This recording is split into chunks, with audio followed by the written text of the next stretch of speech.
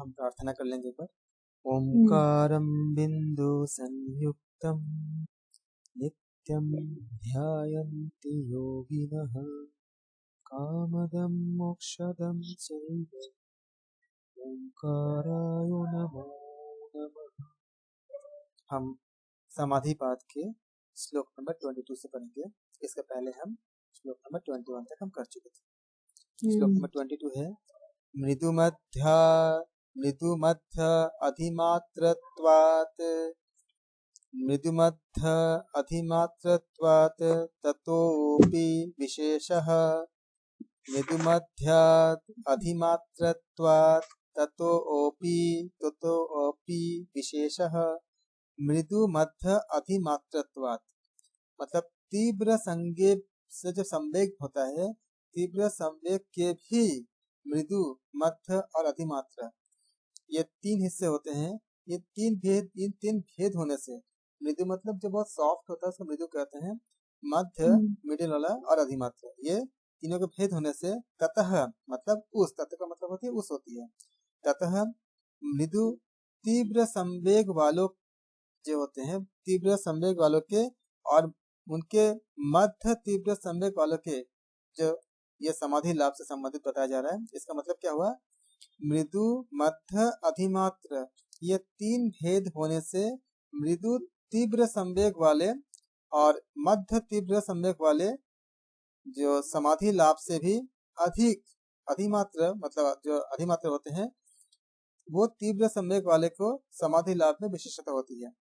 जैसे कि हम पहले के सूत्र में हम पढ़ चुके थे कि तीव्र संवेग जो बताया गया था, तीव्र संवेग में भी मृदु मध्य और अधिमात्र ये तीन भेद होते हैं। अर्थात कि मृदु तीव्र संवेग और मध्य तीव्र संवेग और अधिमात्र तीव्र संवेग ये तीन हिस्से होते हैं। इस तरह से हम कह सकते हैं कि तीव्र संवेग जो है वो तीन तरह के होते हैं। इससे अधिमात्र उपाय के जो मध्य संवेग वाले वो हम कहते हैं कि इसको 8वें श्रेणी के योगियों की अपेक्षा अधिमात्र जो उपाय मृदु होते हैं संवेग वाले योगी वो शीघ्र समाधि लाभ करते हैं। हम देखते हैं ना कि कुछ लोग बहुत जल्दी किसी को योग की समाधि लग जाती है या वो बहुत जल्दी कर लेते हैं। जैसे कुछ ऐसे जैसे शंकराचार्य जी ने बहुत ही कम उम्र में कर लिए थे, सारे आपका शास्त्रों का पूरा ज्ञान हो गया था। ऐसे बहुत सारे योगी होते हैं जिनके बहुत कम टाइम में या बचपन में हो जाते हैं। तो ये उनके पिछले जन्मों के जो उन्होंने जहाँ तक कर चुके थे उसके बाद का जर्नित होता है इसका। तो उस हिसाब से वो तीन हिस्से में बटे होते हैं, मृदु मध्य और तीव्र संवेग के हिसाब से। उस तरह से उनके समाधि की दशाएं अलग अलग होती है। यही श्लोक नंबर 22 में बताया गया है कि मृदु मध्य अधिमात्रत्वात् मृदु मध्य अधिमात्रत्वात् ततः मृदु मध्य अधिमात्रत्वात् ततोऽपि विशेषः मृदु मध्य अधिमात्रत्वात् ततोऽपि विशेषः। इसका मतलब ये तीन हिस्से में समाधि के अलग अलग बातें बताई गई है। श्लोक नंबर 23 ईश्वर प्रणिधान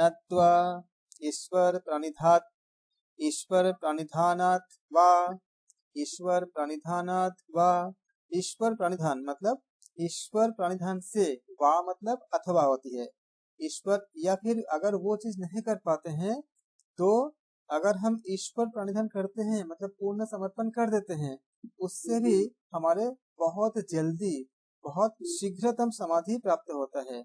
अर्थात ईश्वर प्रणिधान से भी जब कोई करता है, ईश्वर के प्रति पूर्ण समर्पण करता है तो उससे भी शीघ्रतम समाधि का लाभ होता है। इसके पहले का जो सूत्र था उस पद का पूर्व सूत्र के अनुसार जो हम अनुवर्तन करने से आसन्नतम यानी शीघ्रतम बहुत जल्दी समाधि का लाभ होता है, इसकी यानी अर्थ निकलती है। तो हम देखते हैं कि जो लोग खाली ईश्वर प्रणिधान करते हैं उनके प्रति समर्पण करते हैं, जैसे भगवत गीता में भी कहा गया है कि हे अर्जुन श्लोक नंबर 22 चैप्टर 9 में कि जो मुझ पे पूर्ण समर्पण करते हैं योगक्षेमम वहाम्यहम्, मैं उसके योगक्षेम का वहन करता हूँ। खाली देता नहीं हूँ, योगक्षेम उसको दे करके उसके योगक्षेम का पूरा वहन करता हूँ और उसको तैयारी करता हूँ, उसके लिए वो स्थिति पैदा करता हूँ ताकि वो योग तक पूरा पहुंच सके। तो वो श्लोक नंबर 22 है चैप्टर नंबर 9 के कि योगक्षेमम वहाम्यहम्, योगक्षेम का वहन करता है। इस तरह से ईश्वर प्रणिधान से भी हमें तीव्र से बहुत जल्दी हमें समाधि की प्राप्ति होती है। श्लोक नंबर 23 है, इम्पोर्टेंट है समाधि पाद के। श्लोक नंबर 23 समाधि पाद में टोटल 51 श्लोक होते हैं समाधि पाद में, बाकी दोनों में उसके बाद के 55 और लास्ट में 34 होते हैं श्लोकों का डिवीजन जो होती है। फिर उसके बाद आती है श्लोक नंबर 24 समाधि पाद के। क्लेश कर्म विपाक आशय अपरामृष्ठ, क्लेश कर्म विपाक आशय अपरामृष्ठ पुरुष विशेषः ईश्वरः। क्लेश कर्म विपाक आशय मतलब क्लेश कर्म उनके फल और जो वासना, ये सब मिलाकर के हुआ कि क्लेश कर्म विपाक आशय। और परा अपरामृष्ठ, अपरामृष्ठ का मतलब होता है अपरामृष्ठ, इसका मतलब होता है कि न स्पर्श किया हुआ, अर्थात जो संबंध रहित होता हो, अर्थात जो असंबंध होता हो, उसे कहते हैं अपरामृष्ठ। पुरुष विशेष मतलब अन्य पुरुष से वो विशेष माने विभिन्न एक उत्कृष्ट होता है। चेतन ईश्वर, वो ईश्वर है। इसका मतलब क्लेश कर्म और कर्म के फल और वासनाओं के जो असंबद्ध अन्य पुरुष से विशेष या विभिन्न जो उत्कृष्ट होती है वो चेतना ईश्वर होते हैं। अर्थात ईश्वर कौन होंगे कि क्लेश, क्लेश मतलब जो दुख होती है, तो जो दुख देते हैं वे क्लेश कहलाते हैं। वे अविद्या, अस्मिता, राग, द्वेष, अभिनिवेश, ये संगत जो है 5 प्रकार के होते हैं। इसको हम पंचक्लेश भी कहते हैं इसको। तो इसी का बताया गया कि क्लेश कर्म विपाक आशय, अर्थात क्लेश कर्म और उनके फल और वासनाओं से जो अपरामृष्ठ मतलब जो स्पर्श न किया गया हो, उनके बारे में बताया जा रहा है कि क्लेश कर्म और कर्मों के फल और वासनाओं से असंबद्ध अन्य पुरुषों से विशेष ये चेतना, जो चेतना विशिष्ट चेतना जो धारी होते हैं वो ईश्वर है। इन क्लेशों में हम देखते हैं कि धर्म अधर्म, शुभ अशुभ, इनसे मिश्रित होते हैं। ये 3 प्रकार के कर्मों को उत्पन्न करते हैं। वेदों में विधान किए हुए हैं कि सब प्राणियों के कल्याण की भावना से जो कर्म करते हैं, सकाम कर्म, धर्म, और वेदों के निषेध से किए हुए जो कर्म होते हैं वो हिंसात्मक कर्म या अधर्म कहलाता है उसको, ये बताया गया है वेदों में। तो इसी को बताया कि क्लेश कर्म विपाकाशय, क्लेश कर्म विपाक आशय अपरामृष्ठ पुरुष विशेषः ईश्वरः। तो हमारे था ये श्लोक नंबर 24। तत्र निरतिशयं सर्वज्ञ बीजं, तत्र निरतिशयं सर्वज्ञ बीजं, तत्र मतलब उस पूर्वोक्त ईश्वर में, निरतिशयं मतलब निर अतिशयम मतलब अतिशय रहित, और सर्वज्ञ बीजम मतलब जो सर्वज्ञता का बीज होता है। अर्थात उस पूर्वोक्त ईश्वर में सर्वज्ञता का बीज जो सब जानते हैं, सब सर्वज्ञाता होते हैं, वो अतिशय मतलब अतिशय रहित होती है, मतलब उसमें अतिशय कुछ भी नहीं होता। अतीत, अनागत और वर्तमान जो इंद्रिया होते हैं, जो अतीन्द्रिय पदार्थ होते हैं, उनमें से किसी एक या बहुत से पदार्थों का जो संयम मतलब संयम जैसे मतलब अर्थात क्या होती है, सत्व गुण के ज्यादा या कम होना, इसे कहते हैं हम लोग संयम जय कहते हैं। इसके प्रत्यक्ष या अप्रत्यक्ष का जो ज्ञान होती है, मतलब अल्प या अधिक प्रत्यक्ष का ज्ञान होता है, वो प्रत्यक्ष का जो ज्ञान है वो सर्वज्ञता का बीज है, क्योंकि परमेश्वर सब कुछ वो सर्वज्ञाता होते हैं। इसमें बताया गया कि तत्र निरतिशयं सर्वज्ञ बीजम, उस उपरोक्त ईश्वर में सर्वज्ञता का बीज मतलब सर्वज्ञता अतिशय रहित होता है, क्योंकि उसमें वो उनको सब पता है, वो सर्वज्ञ होते हैं। श्लोक नंबर 26। पूर्वेशाम अपि गुरुः कालेन अनवच्छेदात्, पूर्वेशाम अपि गुरुः कालेन अनवच्छेदात्। पूर्वेशाम मतलब क्या हुआ, पूर्व जो उत्पन्न ब्रह्म आदि का, अपि मतलब अपि का अर्थ होता है भी, अपि का मतलब होती है भी होती है, भी गुरु, गुरु मतलब वो ईश्वर उपदेष्टा है, कालेन अनवच्छेदात, इसका मतलब क्या हुआ, क्योंकि वो काल के अवच्छिन्न से अवच्छिन्न है, मतलब काल से कुछ नहीं कर सकते, छिन्न नहीं कर सकते काल से, इसे कहते हैं कि क्योंकि वह काल से अवच्छिन्न, मतलब वो परिमित नहीं है, काल के बाहर है, काल से भी ऊपर है। वो ईश्वर पूर्व उत्पन्न हुए ब्रह्मादि जो जो गुरु है, वो ब्रह्मादियों का भी गुरु है, क्योंकि वो ईश्वर काल से उनका, काल उसको रोक नहीं सकता, काल के सीमा के बाहर है, इसी को कहा गया कि काल से परिच्छिन्न है। तो गुरु उपदिष्टा और गुरु जो आपका पूज्य का नाम है, इसमें ये बताया गया कि पूर्वेशम अपि गुरु कालेन अनवच्छेदात, तो वो जो ईश्वर है वो ब्रह्म का भी गुरु है, और वो काल से कोई भी उनका बाउंडेशन नहीं है, वो काल से भी बहुत ज्यादा ऊपर है, काल से परे। ये श्लोक नंबर 26 में हमने देखा, हमने 27, तस्य वाचकः प्रणवः, तस्य वाचकः प्रणवः, उसका नाम, उसका मतलब उस ईश्वर का वाचक मतलब बोधक शब्द जो नाम है वो क्या है, प्रणव है, ओम है। तस्य वाचकः प्रणवः, तस्य वाचकः प्रणवः, श्लोक नंबर 27, तस्य वाचक प्रणव किसमें आता है, ये आपका आता है समाधि पाद के किसने नंबर श्लोक में, 27 श्लोक में आता है, समाधि पाद में टोटल 51 श्लोक से। तस्य वाचकः प्रणवः, उस ईश्वर का बोधक शब्द ओम है, प्रणव है। जिस जिस अर्थ का बोधक शब्द जो शब्द होता है ना, वो शब्द उस अर्थ का वाचक कहलाता है, और जिस वाचक शब्द से जो बोध अर्थ होता है वह अर्थ उस शब्द का वाच्य कहलाता है।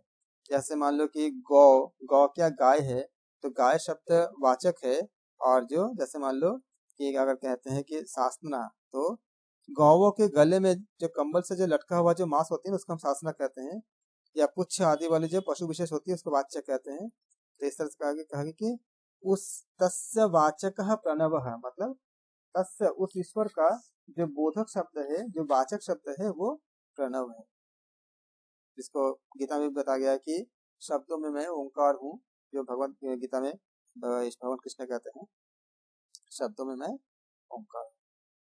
अब इसके बाद श्लोक नंबर 27 हमने देखा, 28, तज्ज तत् जप, तत् जप तदर्थ भावनाम, तत् जपः तदर्थ भावनाम, तत् जपः तदर्थ भावनाम, तत् जपः उस प्रणव ओंकार का जप, तदर्थ उस प्रणव के अर्थभूत ईश्वर का, भावनाम मतलब पुनः पुनः चिंतन करना।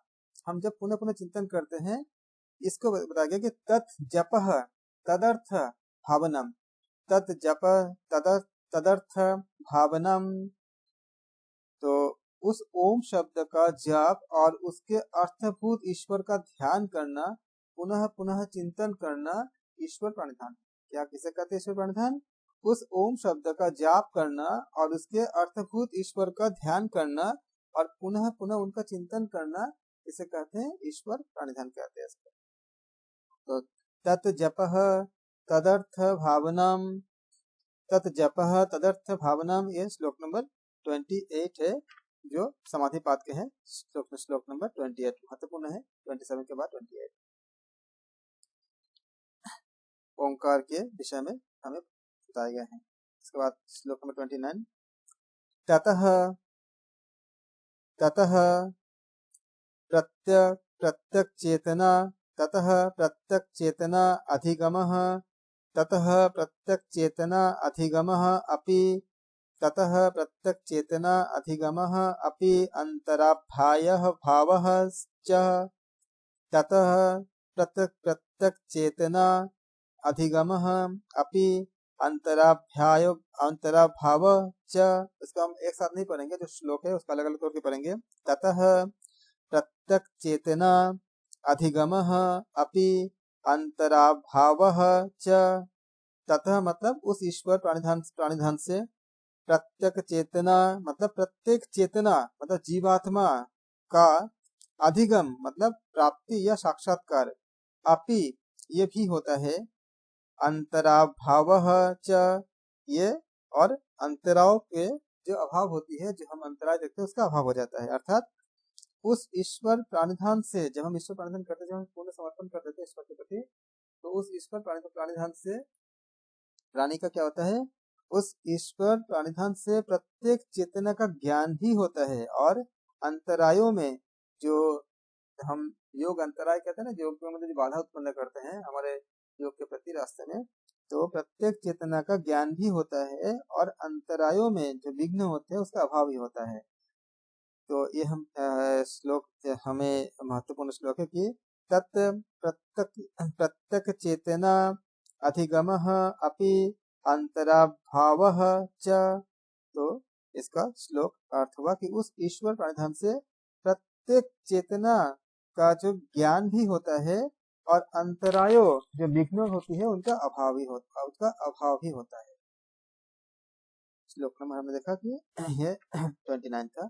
अब करेंगे श्लोक नंबर 30, बहुत ज्यादा महत्वपूर्ण है, चित्त विक्षेप के लिए बताया गया है। ये श्लोक नंबर 30 आप नोट कर लो, एग्जाम्स के लिए बेहद ज्यादा इंपॉर्टेंट है, इसमें तो बहुत तरह के क्वेश्चन बन सकते हैं।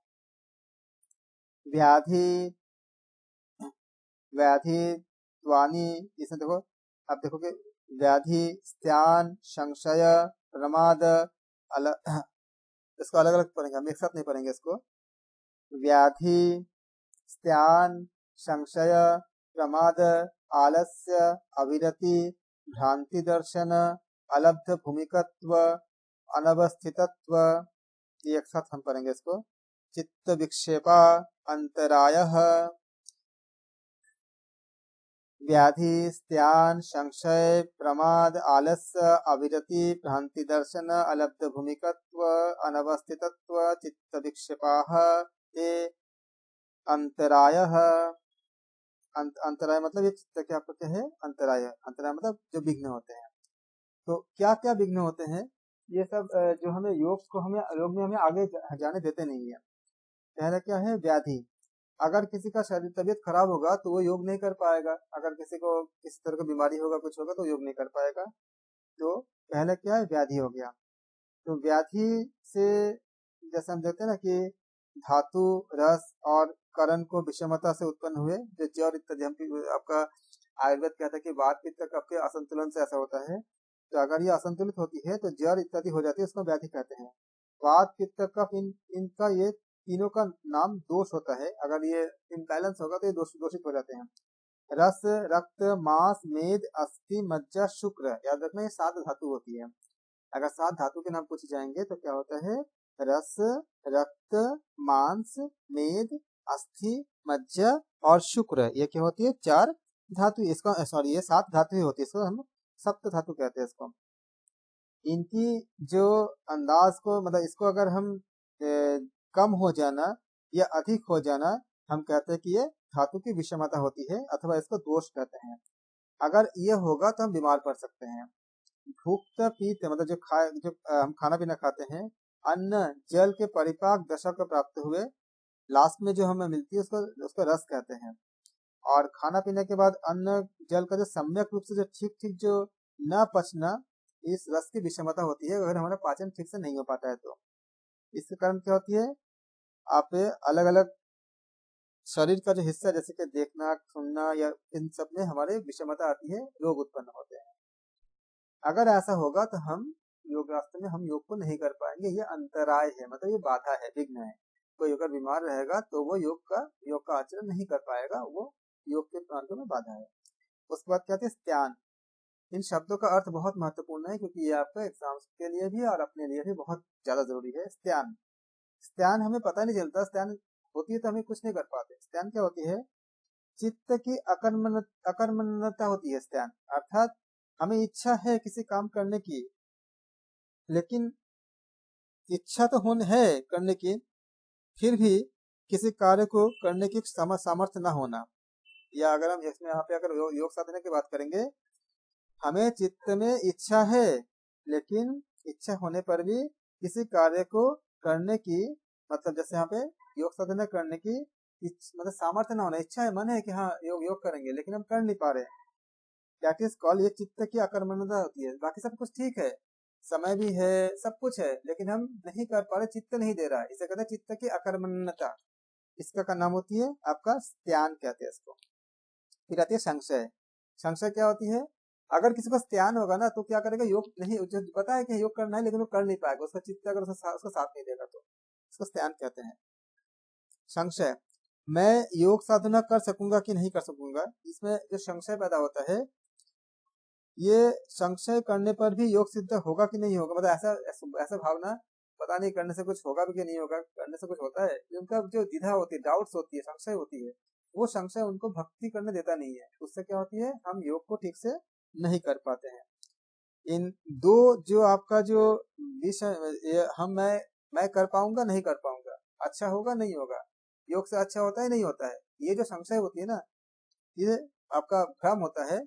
इससे क्या होती है आपके, इससे वो एक द्विधा में पड़ जाता है और वो योग को नहीं कर पाता। प्रमाद, समाधि के साधनों का अनुष्ठान न कर पाना प्रमाद कहलाता है। समाधि के जो साधन होते हैं उनका अनुष्ठान न कर पाना क्या होती है, प्रमाण, आपका प्रमाद कहलाता है। आलस्य, चित्त अथवा शरीर के भारी होने के कारण ध्यान न लगना, इसको आलस्य कहते हैं। कभी कभी होता है ना, हम मतलब मन नहीं कर रहा है यार, मतलब उठने का इच्छा नहीं कर रहा है, वो से कहते हैं चित्त अथवा शरीर के भारी होने के कारण जब हमारा ध्यान नहीं लगता है, उसका हम कहते हैं आलस्य कहते हैं। शरीर का भारीपन कफ आदि के प्रकोप से और चित्त का भारीपन क्या होती है, कहाँ से, तमोगुण के ज्यादा होने पे चित्त का भारीपन होता है, और शरीर का भारीपन कब होता है, जब हमारे अंदर कफ ज्यादा हो जाती है। ऐसी स्थिति होने से क्या होती है, भारीपन आता है, जिसको हम आलस्य कहते हैं। जब तमोगुण बहुत ज्यादा हो जाती है तो उसको हम आलस्य से, हमें हमें कोई अच्छा काम हमें करने देता नहीं है। अविरति, अविरति क्या होती है, विषयों में तृष्णा मतलब बना रहता है, विषयों में तृष्णा बना रहता है, अर्थात विषय इंद्रिया, जो विषय के जो इंद्रिय होते हैं वो विषय इंद्रिय संयोग से चित्त की विषयों में तृष्णा जब नहीं होता है, या चित्त के विषयों में तृष्णा होने से क्या होती है, वैराग्य नहीं होता है, वैराग्य का अभाव हो जाती है, उसको हम कहते हैं अविरति कहते हैं। जैसे मान लो कि हमें पता है कि ज्यादा इकट्ठा करना अच्छी बात नहीं है, तो हमारे पास जितनी आवश्यकता है उतने हमने ले लिया, और उससे ज्यादा अगर हमें मिल रहा है किसी अनैतिक तरीके से, अगर हम उसको इकट्ठा करते हैं तो हम तृष्णा है। वो जरूरी नहीं है, अगर हमारे पास खाने पहने रहने के लिए जितना चाहिए उतना है, उसके बाद भी अगर हम करते हो तो तृष्णा हो जाएगा, और जब तृष्णा बनी रहती है तो हम अपने दिनचर्या बिगड़ जाती है। जब दिनचर्या बिगड़ जाएगा तो क्या होगा, हम अपने विषय इंद्रिया या संयोग से चित्त के विषय में तृष्णा का हमारा वैराग्य नहीं आ पाएगा, क्योंकि हम तो भटकेंगे। कि सपोज करो कि हम जितना नॉर्मल डे में हम जितना काम कर सकते हैं, मान लो कि किसी ने अगर 12 घंटा काम किया, तो उससे एक अपॉर्चुनिटी मिला, भाई तुम अगर 16 घंटा काम करोगे तुमको सैलरी दुगुना मिलेगा, तो उसने क्या किया, 4 घंटा और ज्यादा काम किया। अब 4 घंटा अगर काम करेगा ज्यादा तो क्या होगा, उसमें आसक्ति हो गया, और अगर 4 घंटा काम ज्यादा करेगा तो ठीक से सो नहीं पाएगा, तो क्या होगा, बीमारी भी पड़ सकता है। तो कुल मिला के क्या हो जाएगा, उसको वो योग से हट जाएगा। इसलिए कहा गया इसको कि जब अविरति कहा गया, मतलब विषयों में तृष्णा बनी रहता है, अर्थात ज्यादा विषय, मतलब जैसे धन एक विषय है, धन की आवश्यकता है उतनी जितने की जरूरत है, लेकिन उससे ज्यादा अगर करते हैं तो जैसे आग क्या करता है, आपका चिराग भी जलाता है और चिता भी जलाता है, तो मतलब रोशनी भी देता है और तबाह भी करता है।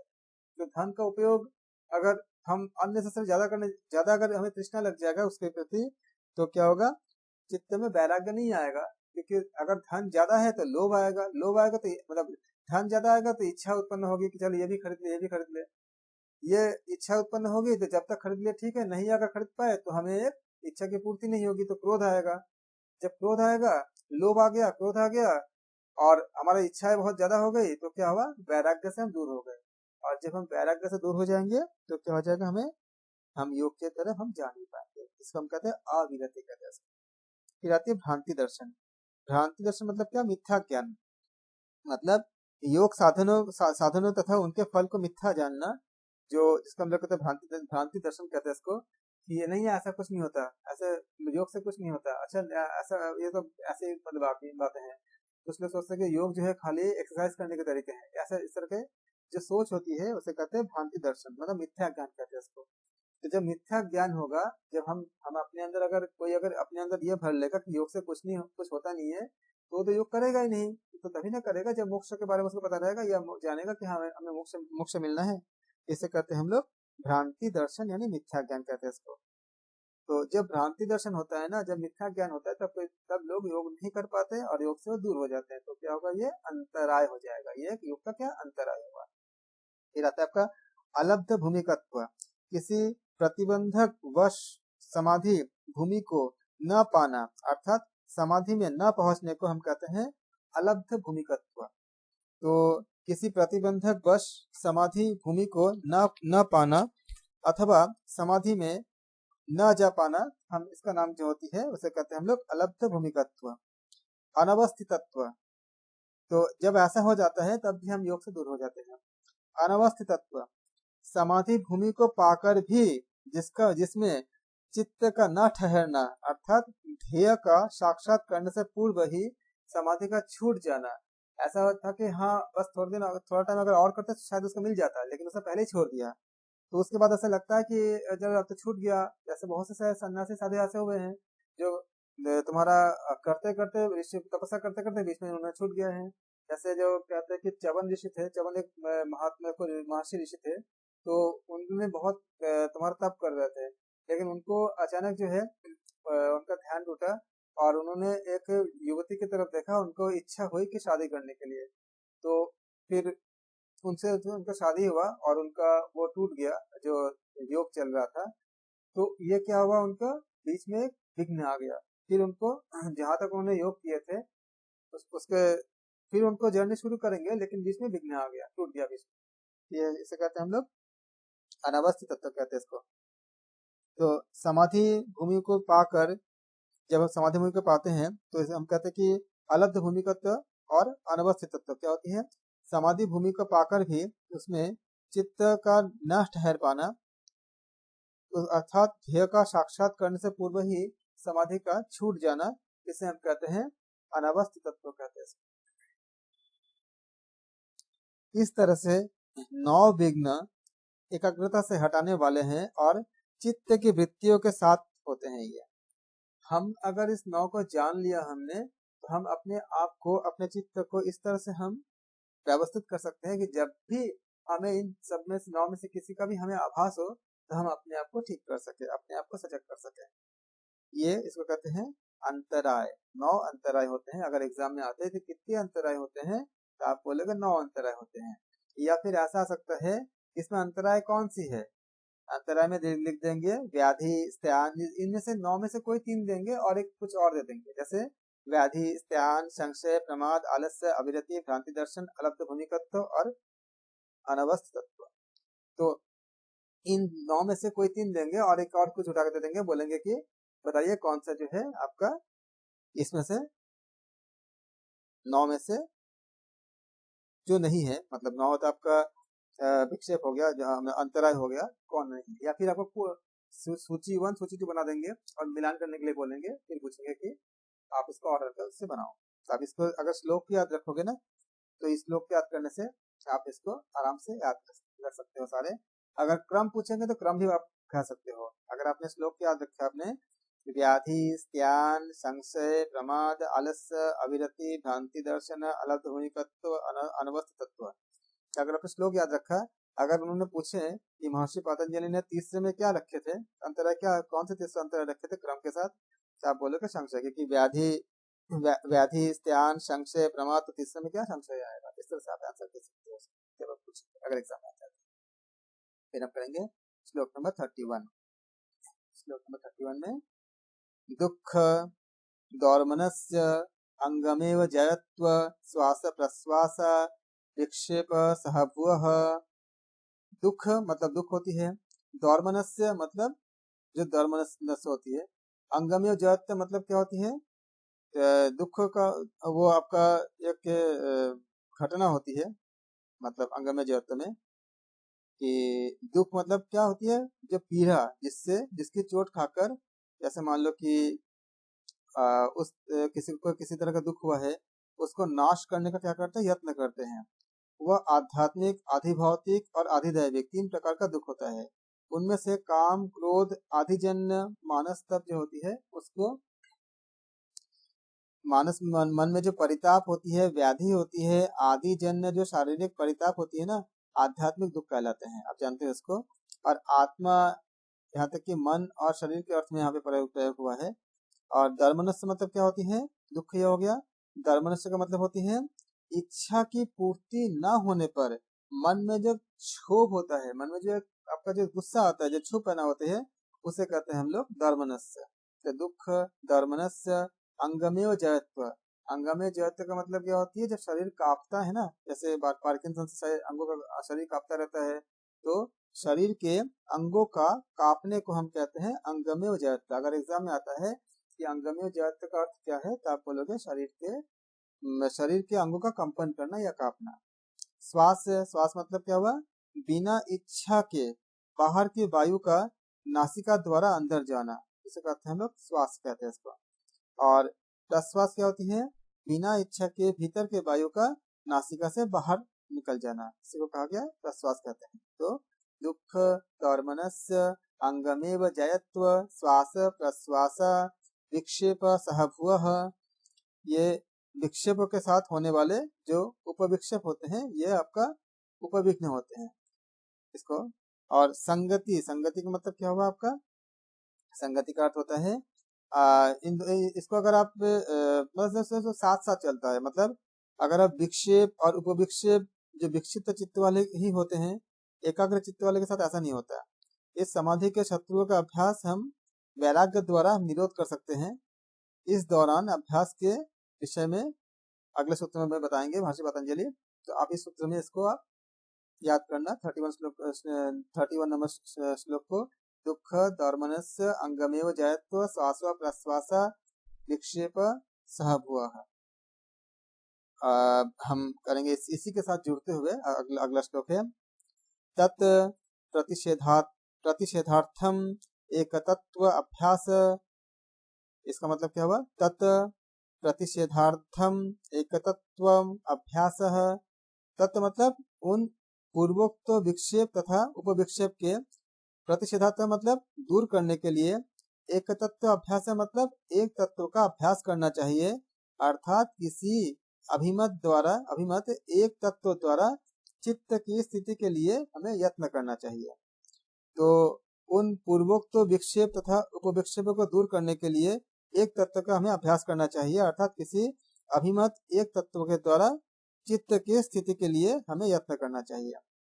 विक्षेप तथा उपविक्षेप को दूर करने के लिए हम क्या करते हैं, किसी एक अभिमत या इष्ट तत्व में चित्त को हम बार बार लगाते हैं। इससे क्या होती है, किसी अभिमत के द्वारा एक तत्व चित्त की स्थिति के लिए हम ऐसा यत्न करते हैं। और जब हम ऐसा यत्न करते हैं, इसमें क्या है, तत् प्रतिषेधार्थ, जब हम ऐसी तरह की कोशिश करते हैं, तो तत् प्रतिषेधार्थम एक तत्व अभ्यास, हम एक तत्व का लगातार हम अभ्यास करते जाते हैं। और जब हम लगातार हम चित्त में, जैसे हम ओंकार का खाली हम अभ्यास करते जा रहे हैं, इस प्रकार से एकाग्रता का जब हमारे उदय होती है, उस एकाग्रता से जितने भी विक्षेप होती है, वो सारे के सारे विक्षेप का नाश हो जाता है। इसलिए कहा गया कि ओम जाप करने के लिए कहा गया है। भगवद गीता में भी कहा गया कि हे अर्जुन, तुम 6 जगह बताया गया है भगवद गीता में, ओम जाप करो। तो ये ओम जाप से क्या होती है, इस तरह से चित्त के विक्षेपों का नाश हो जाता है। इस तरह से हमने देखा कि कितने अच्छे से बताया गया है कि श्लोक नंबर 32 में तत्व प्रतिषेधार्थम एक तत्व अभ्यास, अगर एक तत्व का अभ्यास करता है, यानी कि अगर ओमकार का खाली जाप करता रहता है, तो ये सारी चीजें उसका खत्म हो जाती है। श्लोक नंबर 33 बहुत महत्वपूर्ण है, इससे बहुत क्वेश्चन भी पूछे जाते हैं और है बहुत महत्वपूर्ण है। मैत्री करुणा मुदिता उपेक्षानम सुख दुख पुण्य विषयानम भावनात् चित्त प्रसादनम। मैत्री करुणा मुदितापेक्षानं सुख दुःख पुण्य पुण्यम विषयानम भावनात् चित्त प्रसादनम। इसको आप बहुत अच्छे से प्रैक्टिस करना कि ये बहुत महत्वपूर्ण श्लोक है। मैत्री, करुणा, मुदिता और उपेक्षा किसके साथ करना चाहिए? मित्रता, मैत्री मतलब मित्रता, दया, हर्ष और उदासीनता। मैत्री मतलब जो फ्रेंड होते हैं उसको मित्रता कहते हैं। दया मतलब जो करुणा होती है उसको दया कहते हैं। हर्ष मतलब जो मुदिता होते हैं उसको हर्ष कहते हैं। और उदासीन रहना, उपेक्षा रहना, ये 4 तरह के स्थिति बताए गए हैं। इन धर्मों से क्या होती है? सुखी, दुखी, पुण्यात्मा और पापियों के लिए यथाक्रम में हमें करना चाहिए। मतलब जो सुखी होते हैं उनके साथ क्या करना चाहिए? अकॉर्डिंग टू योग दर्शन मित्रता करना चाहिए। इसको नोट कर लो। सुखी के साथ क्या करना चाहिए? हमें मित्रता करना चाहिए। जो दुखी होते हैं उनके लिए हमें दया करना चाहिए। और जो पुण्यात्मा होते हैं उनको देख के हमें खुश होना चाहिए, क्योंकि हमें उसका एनर्जी ट्रांसफर होता है उससे। और जो पापी होते हैं उनके देख के न्यूट्रल हो जाना चाहिए। हम ऐसे न्यूट्रल होते भी हैं, उनको देख के हमें न्यूट्रल हो जाना चाहिए ताकि उनके नेगेटिविटी हम पे ना आए। जब हम ऐसा भावना मुदिता के का बता दीजिए, मुदिता को क्या करना? सुखी मित्रता, दुखी दया। जो सुखी इंसान होते हैं उससे हम मित्रता करते हैं, दोस्ती करते हैं। और जो दुखी इंसान होते हैं उसको हम दया करते हैं। जो पुण्यात्मा होते हैं उनको देख के हम खुश होते हैं। जो बहुत अच्छे धार्मिक लोग होते हैं उनको देख के खुश होते हैं। और जो पापी होते हैं उनसे हम न्यूट्रल होते हैं, क्योंकि उनसे हम न तो अच्छे बोलते हैं ना बुरे बोलते हैं, उसको बोलते हैं न्यूट्रल। उसको कहते हैं उसको उदासीन हो जाना। तो ये हम करते हैं। अगर हम ऐसा भावना रखेंगे तो हमारा चित्त क्या होगा? निर्मल होगा। क्योंकि अगर पापियों के साथ अगर उलझ जाओगे तो उसका जो वाइब्रेशन है वो आपको अंदर जाएगा, आपको डिस्टर्ब कर देगा। तो जो जो भी व्यक्ति सुखी होते हैं, जो सुखी लोगों से अगर हम मित्रता करेंगे, और जो दुखी होते हैं, जो दुख में होते हैं, उनको प्रति दया करना चाहिए। और जो पुण्यात्मा होते हैं उनके प्रति, उनको देख के हमें खुश होना चाहिए। जैसे मान लीजिए कि कोई किसी को मदद कर रहा है, कोई किसी का, जैसे मदर टेरेसा हो गए, ऐसे कैसे लोग हो गए, या ईश्वर चंद्र विद्यासागर हो गए, लोगों को मदद कर रहे हैं, तो उनको देख के हमें क्या करना चाहिए? हमें खुश होना चाहिए। हम खुश होते भी ऐसे। और जो पापी होते हैं उनके प्रति हमें उदासीन रखना चाहिए, ना अच्छा ना बुरा, ताकि उसका कुछ भी चीज हमारे पास ना आए। तो ऐसा करने से क्या होती है? हमारा चित्त शांत रहता है, हमारे चित्त में कोई गंदगी नहीं आती, एकदम निर्मल रहता है। तो चित्त प्रसादनम, चित्त की निर्मलता और प्रसन्नता इससे होती है। अर्थात सुखी, दुखी, पुण्यात्मा और पापियों के विषय में हम क्या करते हैं? क्रम से, इसी ऑर्डर से मेंटेन करते हुए मित्रता, दया, हर्ष और उपेक्षा। अब इसमें से पूछे जाते हैं क्वेश्चन कि आप इसका ऑर्डर बताइए। तो ऑर्डर बताने के लिए सबसे अच्छा कि श्लोक को याद कर लो। मैत्री, करुणा, मुदिता, उपेक्षा। देखो पहले क्या आया? मैत्री आया, फिर क्या आया? करुणा आया, फिर क्या आया? मुदिता आया, फिर क्या? उपेक्षा आया। अब इसी ऑर्डर को तोड़ के पूछे जाएंगे कि आप मिलान कीजिए या क्रम बताइए कि पहले क्या आया था, मैत्री या करुणा, इस तरह के। या किसके साथ क्या करना चाहिए। एक एक आपको तुम्हारा आपका दे देगा, सूची देंगे जिसमें लिखा होगा मैत्री, करुणा, मुदिता और उपेक्षा। और एक दूसरी सूची मिलेगा, उसमें उसमें लिखा रहेगा आपका मित्रता, दया, हर्ष और उदासीनता। अब इसका आगे पीछे करेंगे। पहले को ABCD दे देंगे, दूसरे में 1 2 3 4 दे देंगे, और फिर मिलाने पड़ेंगे कि किसके साथ क्या क्या मिलेगा। आप मतलब सही मिलान करने के लिए इस तरह का क्वेश्चन। ये श्लोक बहुत महत्वपूर्ण है, इससे क्वेश्चन बनते हैं लगभग। और बहुत ही ज्यादा इंपॉर्टेंट श्लोक है। मैत्री, करुणा, मुदिता, उपेक्षानम सुख दुखम पुण्य पुण्यं विषयानम चित्त भावनात् चित्त प्रसादनम। तो इस तरह से हम देखते हैं कि 6 प्रकार से। देखो ये तो जो श्लोक का मतलब हुआ कि सुखी, दुखी, पुण्यात्मा और पापियों के विषय में यथाक्रम से हमें क्या करते हैं? हमें क्या करना चाहिए? हमें करना चाहिए मित्रता, दया, हर्ष और उपेक्षा की भावना के अनुसार हमें अनुष्ठान करने से हमें चित्त क्या होती है? प्रसन्न होती है और निर्मल होती है। लेकिन राग, ईर्ष्या, परोपकार, चिकित्सा, असूया, द्वेष, अमर्ष, संज्ञक, राजस, तम स्वरूप, ये 6 धर्म चित्त को विक्षिप्त करके यानी कलुषित करके मलिन कर देते हैं। इसलिए ये 6 चित्त के मल कहे जाते हैं। आप याद रखना इसको। राग, ईर्ष्या, परापाकार, चिकित्सा, परोपकार नहीं है, परापाकार है। परापाकार, चिकित्सा, असूया, द्वेष और अमर्ष, संगक, राजस, तामस, ये आपका जो है ताम स्वरूप तमस से सहित ये 6 धर्म चित्त को विक्षिप्त करके उसको मलिन करता है, उसको कलुषित करता है, उसको गंदगी करता है, उसमें गंध भर देता है उसको। और ये 6 चित्त जो है इसको मल कहे जाते हैं, जो चित्त की गंदगी कही जाती है। इन 6 प्रकार के मलों के होने से चित्त के 6 प्रकार की ये मल होती है। ऐसा करने से क्या होती है, हम योग की तरफ बढ़ नहीं पाते, हमारे बहुत ज्यादा हमें डिस्टर्ब पैदा करता है।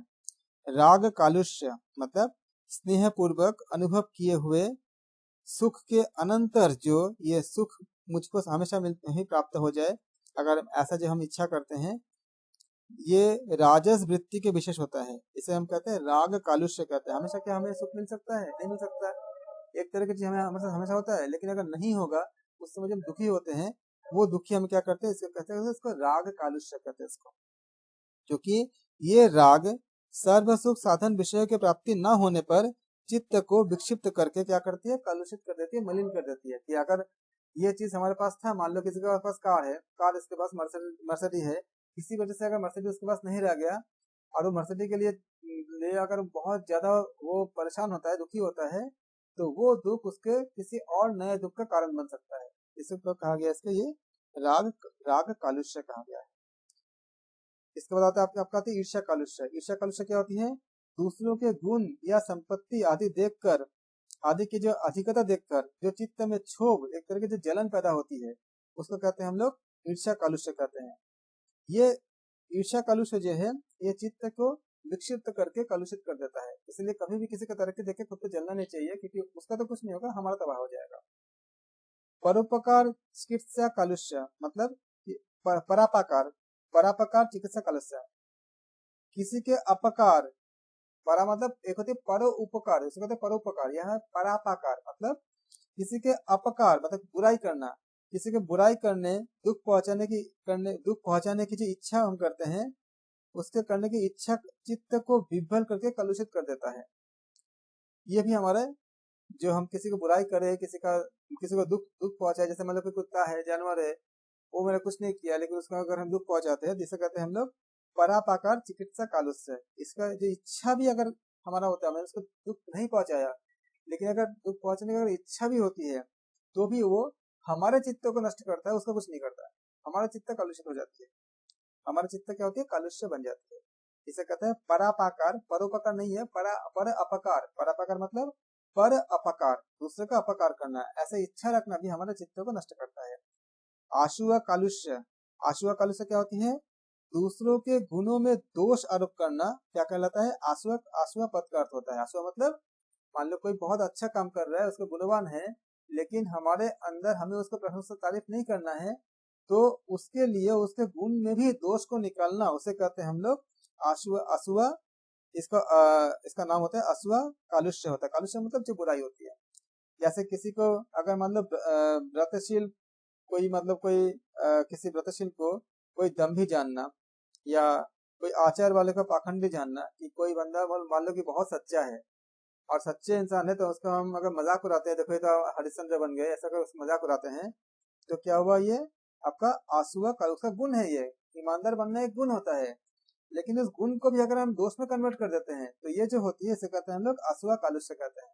जैसे मान लो कि कोई अगर ईमानदार है क्लास में, तो अगर ईमानदार है और उसको अगर बेईमान लोग अगर उसका मजाक उड़ाने लग जाए, तो उसको उसके जो ईमानदारी के जो गुण है, उसको तारीफ न करके उसका मजाक उड़ा रहा है, उसका खिल्ली उड़ा रहा है, तो ये जो स्थिति होती है, इसे कहते हैं हम लोग आसुआ कालुष्य। ऐसा जब कोई करता है, तो जो करने वाले होते हैं, वो उसका बहुत चित्त उसका आपका डिस्टर्ब हो जाता है। या कोई सदाचारी इंसान है, उस पर कोई अगर झूठा कलंक लगाना, झूठ मूठ का, ये जो होती है, इसे हम कहते हैं असूआ कालुष्य। इससे सबसे बड़ा गुनाह, सबसे बड़ा जो नेगेटिविटी उसको आ जाता है जो ऐसा करता है।